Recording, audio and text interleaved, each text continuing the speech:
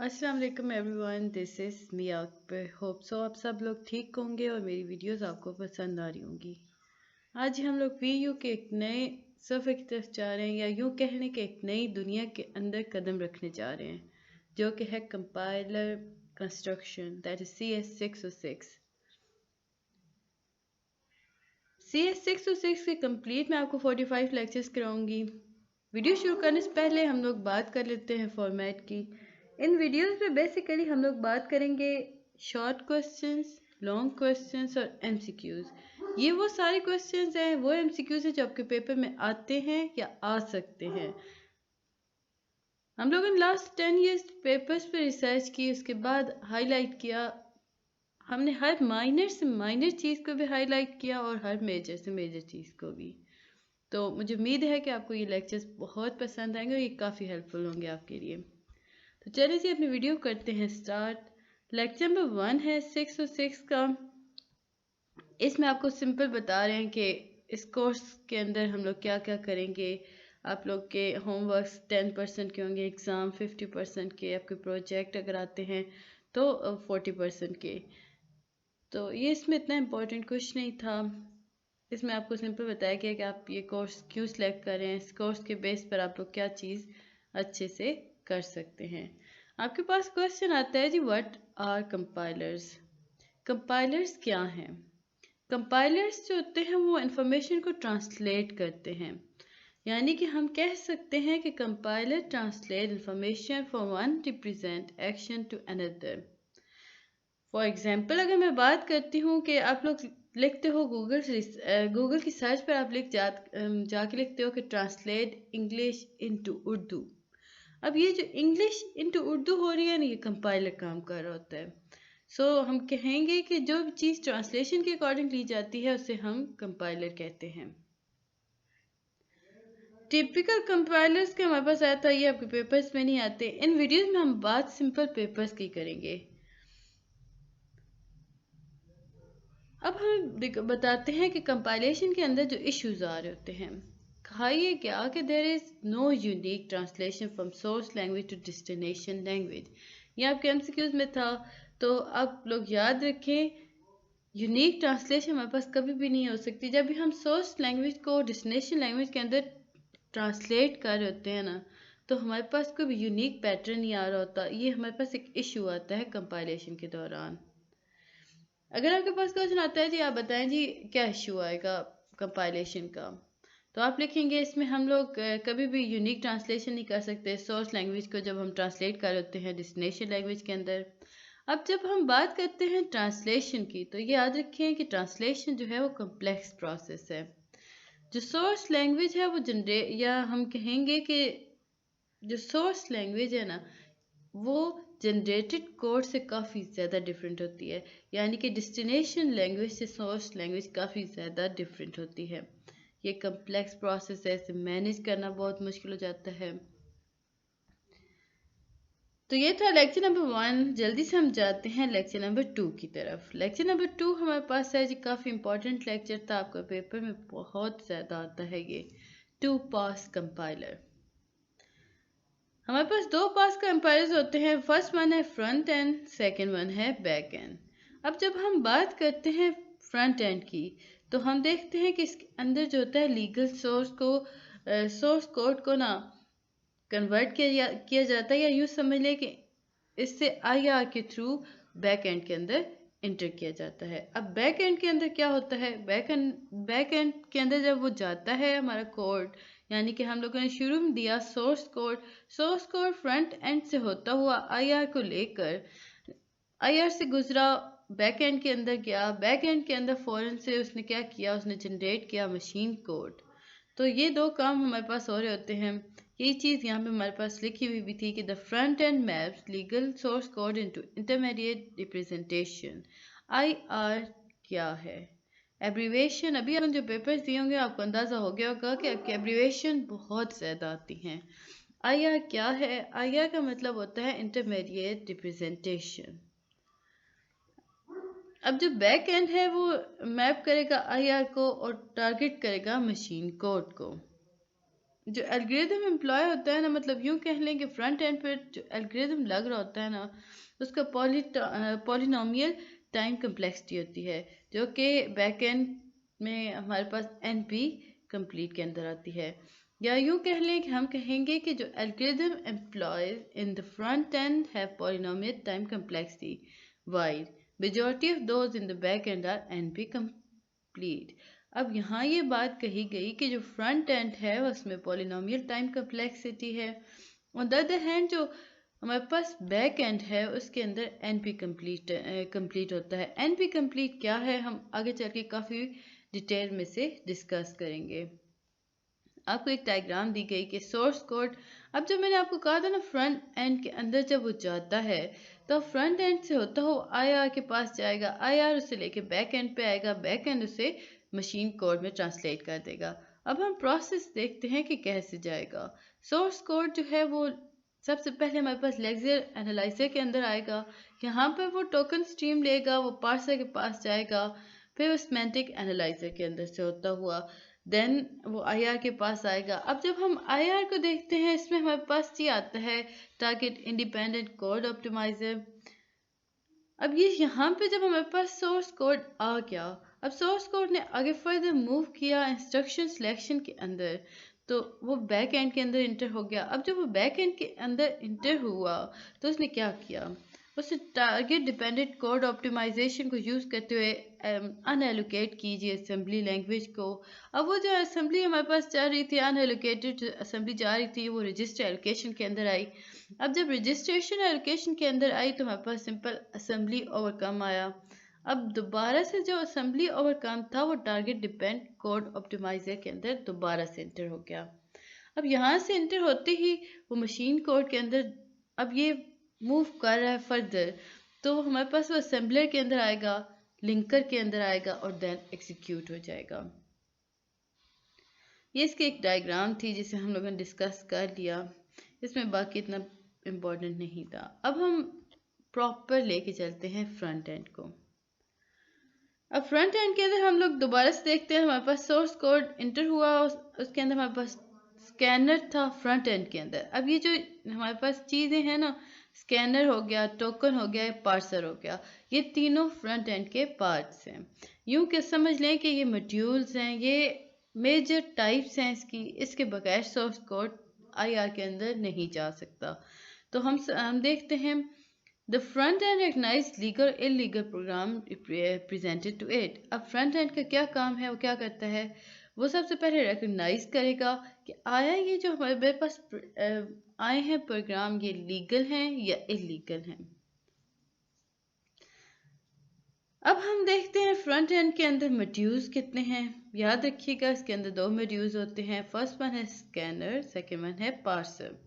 अब स्कैनर क्या है, स्कैनर जो होता है ना, ये प्रोग्राम को लेता है एज अ इनपुट और मैप करता है कैरेक्टरिस्टिक्स को, यानी यूँ समझ लें कि ये मैप करता है कैरेक्टरिस्टिक्स को स्ट्रीम के अंदर। अब स्ट्रीम जो होते हैं वो क्या चीज़ हैं, वो सारी चीज़ें लेके वर्ड्स के अंदर मैप कर देती हैं। तो यूँ समझ लें कि हम कहेंगे कि the scanner take a program as input and map the character stream into the word that are the basic unit of syntax. अब ये क्या करता है, ये पेयर ऑफ वर्ड्स को प्रोड्यूस करता है और उसके पार्ट्स ऑफ स्पीच के बारे में बात करता है। हमें एग्जांपल्स में दिया गया था कि x is equal to x plus y. अब हमने इसे आइडेंटिफाई किया तो x हमारे पास ID आ गया, साइन हमने किया इज इक्वल को, इज लेस देन ID को हमने x कह दिया, ऑपरेशन हमारे पास था इसमें यानी ऑप हमारे पास प्लस था, ID y हमारे पास दोबारा से आ गया। अब ये सारी चीज़ें जो ट्रांसलेट हो रही होती हैं ना, ये कैसे होती हैं मैं आपको यहाँ तो समझा सकती हूँ, बट आगे फर्दर जब हम मूव करेंगे ना तो हमारे पास ये काफ़ी ज़्यादा डिटेल्स में आएंगी, तो आपको ये कॉन्सेप्ट भी क्लियर हो जाएगा। अब जब हम बात करते हैं टोकन नंबर की, तो हमारे पास क्या चीज़ है, टोकन के अंदर नंबर्स होते हैं, आइडेंटिफाई होते हैं, अब प्लस माइनस भी हो गया, न्यू भी हो गया, वाइल भी हो गया, इफ भी हो गया।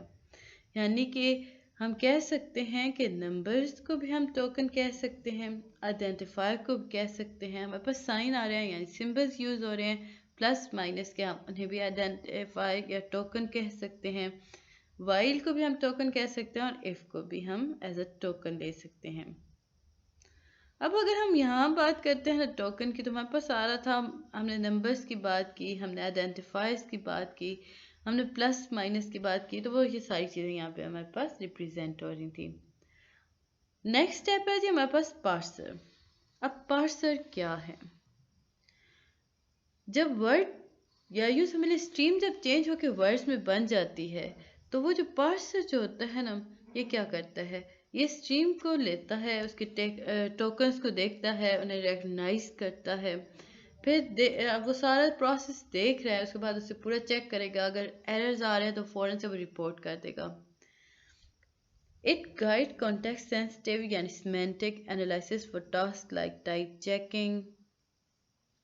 अब जो पार्सर है इसका काम है कि ये आईआर को प्रोड्यूस करता है या बिल्ड करता है फॉर सोर्स प्रोग्राम। अब जो सिंटैक्स की अगर हम बात करते हैं ना प्रोग्रामिंग लैंग्वेज के अंदर, तो सबसे ज़्यादा जो यूज़ होता है that is context free grammar, CFG। Again abbreviation हमारे पास आ गई। आप लोग एक काम किया करें, एब्रीवेशन को अलग पेज पे लिख लिया करें ताकि आपको ये याद रहे। आप जब फाइनल मिड में जाएंगे, फाइनल में जाएंगे, तो आपको वो इजीली जैसे ही आप पेपर ओपन करेंगे तो मिल जाएंगे एब्रीवेशन, और आपके इस दफ़ा बहुत ज़्यादा एब्रीवेशंस आई हैं। कॉन्टेक्स्ट फ्री ग्रामर है हमारे पास, CFG stand for context free grammar. अब ये जो कॉन्टेक्स्ट फ्री ग्रामर है ये बहुत ज़्यादा इम्पॉर्टेंट है। ये आपके फाइनल टर्म्स में भी आ रहा होता है, मिड में भी आ रहा होता है, और ये आप लोग शॉर्ट में भी दे रहे होते हैं और लॉन्ग में भी दे रहे होते हैं। आपसे कहा यह जाता है कि जी आप बताएं जी कॉन्टेक्स्ट फ्री ग्रामर के अंदर ये जो वर्ड्स यूज हो रहे होते हैं इनके मतलब क्या हैं। तो हमारे पास सबसे पहले आता है G is equal to SNTP। अब SNTP क्या है? S जो है वो स्टार्ट सिंबल होता है। हम सबसे पहले जो स्टार्ट कर रहे थे जिस सिंबल से उसे हम S कहेंगे। N क्या है? N जो है वो set of non terminal symbols होते हैं। T क्या है? T is a set of terminal symbol number. और P क्या है? ये सेट ऑफ प्रोडक्शन और रीराइट रूल्स।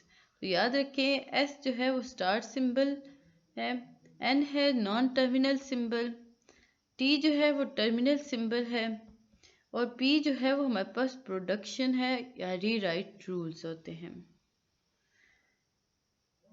अब जब हम बात करते हैं SFG के अंदर अकॉर्डिंग लेकर, तो हम कहेंगे S स्टार सिंबल था ना, तो हम कहेंगे गोल। गोल हमारे पास था स्टार सिंबल, हम लोगों ने स्टार सिंबल ले लिया गोल। इसके बाद हमसे कहा गया जी टर्मिनल। आपको मैंने जैसे बताया था कि टर्मिनल इज अ नंबर है, ये सिंबल है set of terminal number, T is a. तो T हमारे पास जो है वो हमारे पास टर्म्स के अंदर आता है दैट इज नंबर, क्योंकि हमने नंबर्स के बारे में बात की थी। ID भी हो गया, प्लस माइनस भी हो गया, ये सारे हमारे पास terminal set of terminal numbers हैं या सिंबल्स हैं। इसके बाद ही हमारे पास N आता है। अब हम जब हम N को देखते हैं तो हमने बात की कि नॉन टर्मिनल सेट्स होते हैं। तो गोल क्या है? गोल हमारे पास नॉन टर्मिनल है। EXPR क्या है? ये भी नॉन टर्मिनल है। फॉर टर्म, टर्म भी हमारे पास नॉन टर्मिनल है। यानी कि हम कह सकते हैं कि गोल भी हमारे पास था, EXPR भी था, टर्म भी था और OP भी था। ये चारों के चारों हमारे पास नॉन टर्मिनल थे। अब जब हम लोगों ने इसे सबको सेपरेट कर दिया, तो लास्ट में हमारे पास जो आई प्रोडक्शन, तो वो क्या थी?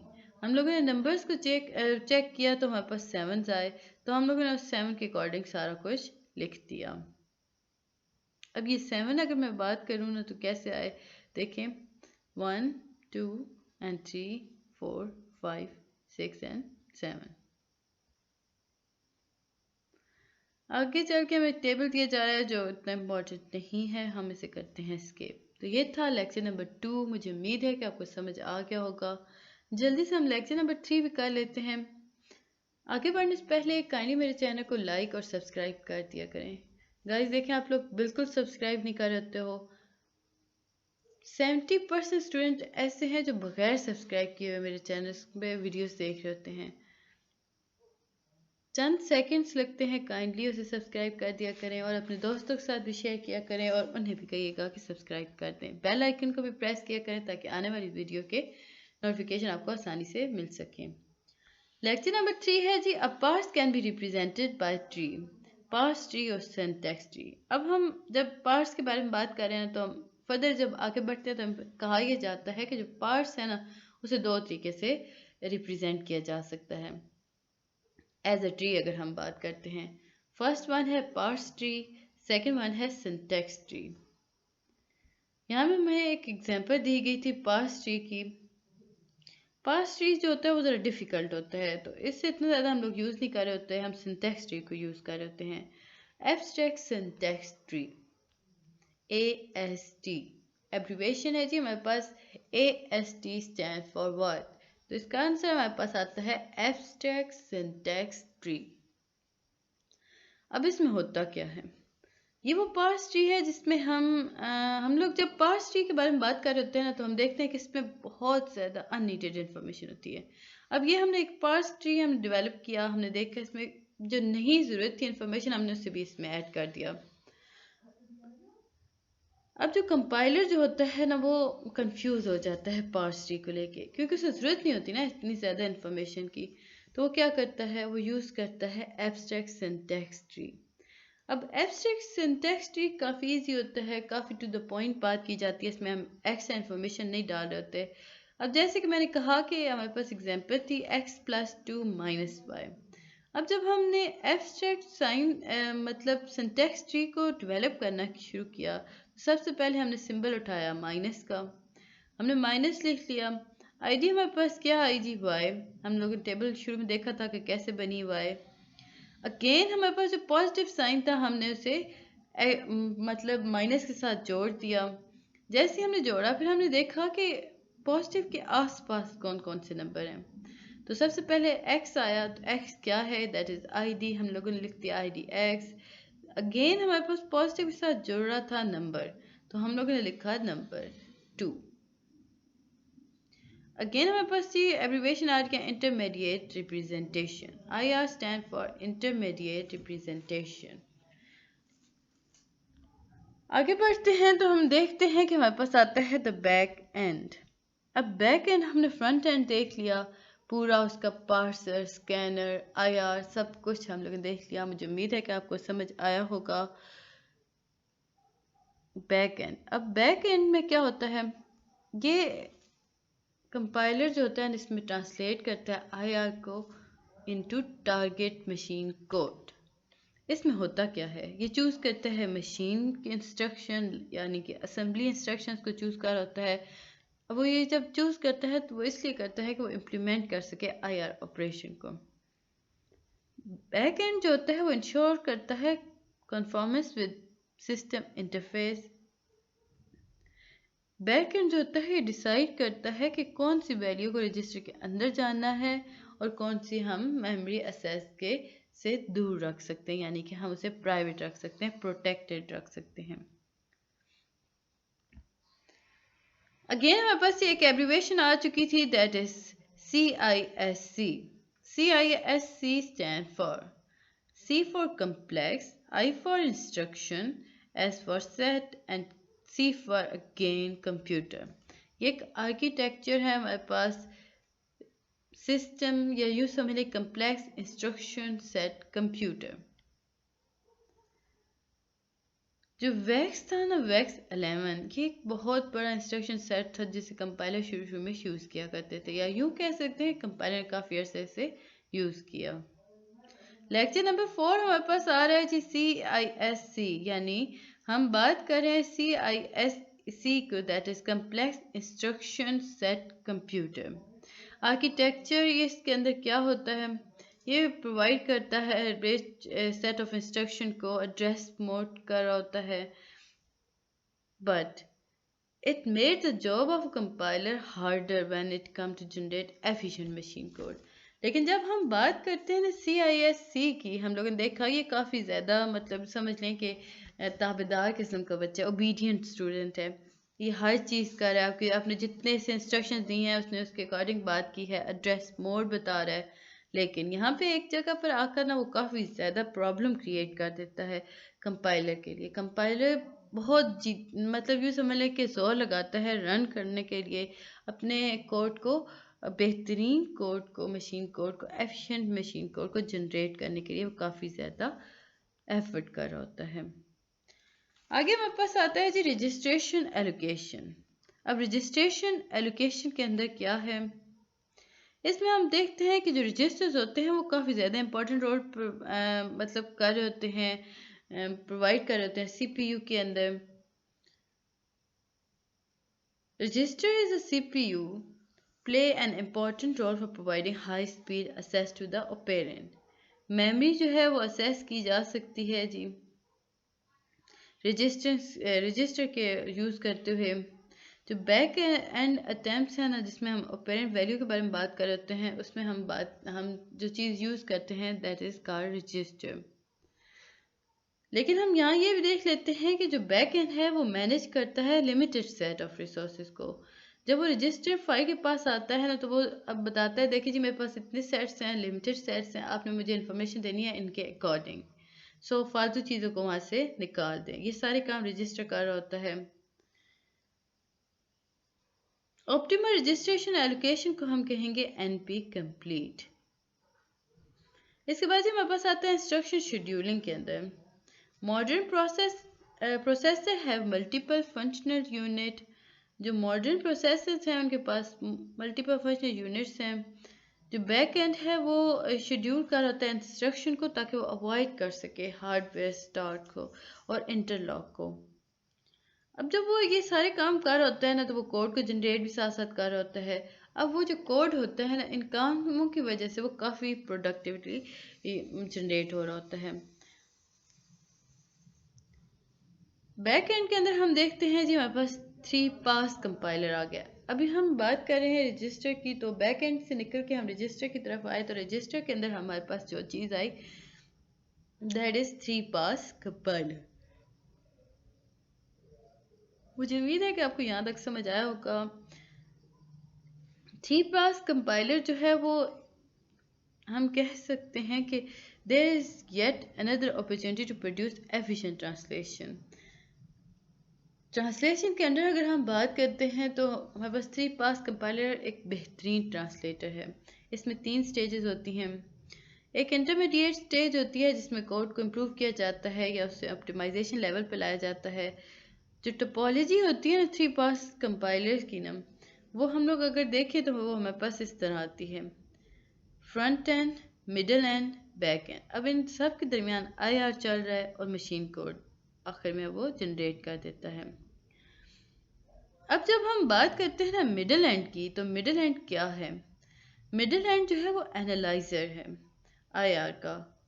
वो रीराइट करेगा, ट्रांसफॉर्म करेगा IR को। इसका जो प्राइमरी गोल होता है ना, ये रिड्यूस करता है running time of the compiled code की। ये इम्प्रूव करता है स्पेस यूजेज को फॉर पावर कंजप्शंस। जो मिडिल एंड होता है ना, हम इसे मतलब मोस्टली कहते हैं ऑप्टिमाइज़र। याद रखें, मिडिल एंड को हम मोस्टली या जनरली हम इसे टर्म देते हैं optimiser. Typical transformation perform by the optimiser are. अब देखते हैं कि वो कौन कौन से काम है जो ऑप्टिमाइजर कर सकता है। वो डिस्कवर करता है, प्रोपेगेट करता है कांस्टेंट वैल्यूज़ को, वो मूव करता है, हमारे पास हमें बताता है कि ये जो लेस्ट फ्रिक्वेंटली एग्जीक्यूटेड प्लेसेस हैं उन्हें वो आगे पीछे करना शुरू कर देगा। आपको बताएगा कि यहाँ पे जगह मौजूद है, वो जगह बनाने में बेसिकली काम कर रहा होता है। इसके बाद ही हम देखते हैं, इसमें हम डिस्कवर करते हैं रिडंडेंट कंप्यूटेशंस को और रिमूव कर देते हैं उन्हें। अब हमारे पास एक और इम्पॉर्टेंट पॉइंट आता है कि ये जो होता है ना, ये रिमूव कर देता है। ऑप्टिमाइजर जो होता है वो यूजलेस डेटा को, अनरीच कोड को, यानी कि जो कोड प्रॉब्लम क्रिएट कर रहा होता है ना, उसे रिमूव करने का काम ऑप्टिमाइजर का होता है। Role of run time system अगर हम बात करें ना, तो इसमें हमारे पास जो चीज़ें आती हैं वो आती हैं कि the executable code typically run as a process in operating system environment. जब हम एग्जीक्यूट कर रहे होते हैं ना किसी भी कोड को, तो हम देखते हैं कि वो ऑपरेटिंग सिस्टम एनवायरनमेंट पे काफ़ी स्मूथली रन कर होता है। फ़ौरन से आपके पास आउटपुट पे एरर आ जाएंगे अगर आप गलत लिखोगे कोड को, यानी कि आप सेकंड्स में रन कर रहे होते हो।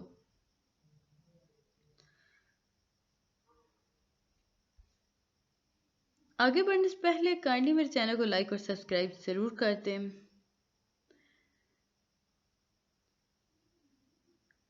यहाँ पे हमें एक इसकी एग्जांपल दी गई थी जो कोई नहीं इम्पोर्टेंट थी, तो हम इसे कर देते हैं स्किप।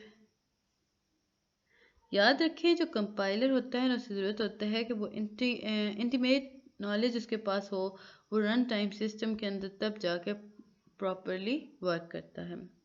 अब जो इश्यूज आते हैं ना इस कॉन्टेक्स्ट के according, that is memory management, बहुत प्रॉब्लम हो जाती है मेमोरी को मैनेज करने में, एलोकेट करने में, डी एलोकेट करने में मेमोरीज को।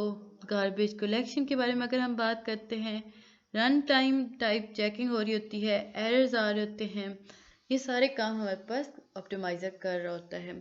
आप लोग जब, मुझे उम्मीद है कि आप लोगों ने डॉस बॉक्स के बारे में बात की होगी, या आप लोगों ने CS201 अगर पढ़ा है, तो आप लोग जो कोड बनाते हो उसे रन करते हो, तो आपके पास जो एरर्स आ रहे होते हैं, वो जो एरर्स होते हैं वो हमें ऑप्टिमाइज़र प्रोवाइड कर रहा होता है।